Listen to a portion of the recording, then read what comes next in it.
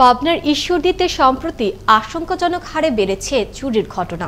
ঘটছে পুলিশ পরিচয় একাধিক ছিনতাইয়ের ঘটনা। তবে এখনো পর্যন্ত এসব অপরাধের রহস্য উদ্ঘাটন কিংবা ঘটনার সাথে জড়িতদের গ্রেফতার করতে পারেনি পুলিশ। এতে এলাকায় বিরাজ করছে আতঙ্ক। আর পুলিশ বলছে মাদক সংশ্লিষ্টরা জড়িত থাকতে পারে এতে। পাবনার ঈশ্বরদী থেকে সহকর্মী বায়েজিদ বস্তুমের প্রতিবেদনে থাকছে বিস্তারিত। সম্প্রতি পাবনার ঈশ্বরদী উপজেলার বিভিন্ন বাসাবাড়ি, ব্যবসা প্রতিষ্ঠান সহ সব জায়গাতেই বেড়েছে চুরি। গেল মাসের 7 তারিখ দিবাগত রাতে শাহপুর ইউনিয়নের নতুনহাট বাজারে একটি জুয়েলারি দোকান থেকে নগদ টাকা, স্বর্ণ অলংকার সহ প্রায় 20 লক্ষ টাকার মালামাল নিয়ে গেছে চোরের দল।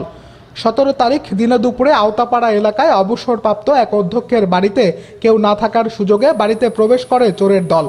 পরে নগদ অর্থ, স্বর্ণালংকার, ল্যাপটপ, ক্যামেরা সহ 7 লক্ষাধিক টাকার মালামাল নিয়ে চম্পট চোর চক্র। আমরা শাটার তুলি দেখি যে মাঝখানে সব ভাঙা, আলমারি ভাঙা, সিন্দুক ভাঙা, ড্রয়ার ভাঙা, সমস্ত কিছুই ভাঙা। ওই দিনকে সন্ধ্যার পরে আমি যখন থানায় গিয়ে কেস দায়ের করে আসলাম, আমার সঙ্গে একটা এসআই সহ পুলিশরা আসছিল, অনেক দেখলো, ওইভাবেই দেখে ছবি টবি তুলে নিয়ে সবকিছু করে নিয়ে চলে গেল। এছাড়াও পাকশি ইউনিয়নের দিয়ারবাঘুইল এলাকায় 25 আগস্ট বিকালে নিজ বাড়ির সামনে থেকে মোটরসাইকেল চুরি হয় এক বিশ্ববিদ্যালয় ছাত্রের। একই দিনে সারা ইউনিয়নের আরমবাড়ি এলাকায় মসজিদের সামনে থেকে খোয়া গেছে মোটরসাইকেল। দাসুরিয়া এলাকায় 26 আগস্ট দিবাগত রাতে চুরি হয়েছে মূল্যবান বৈদ্যুতিক যন্ত্রাংশ। এছাড়াও সম্প্রতি পুলিশ পরিচয়ে 2 যুবকের কাছ থেকে অর্থ হাতিয়ে নিয়েছে একটি চক্র। আমি বাসায় গিয়ে শুধু গোসল করছি আর খাওয়া দাওয়া করে বাইরে এসে দেখি আর গাড়ি নাই।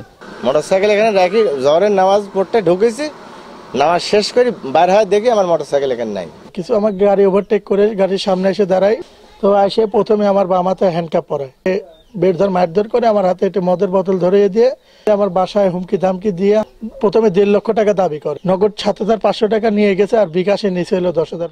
উল্লেখিত চুরি ছিনতাইয়ের ঘটনা ছাড়াও উপজেলার বিভিন্ন এলাকায় প্রতিনিয়তই ঘটছে ছোট বড় চুরির ঘটনা।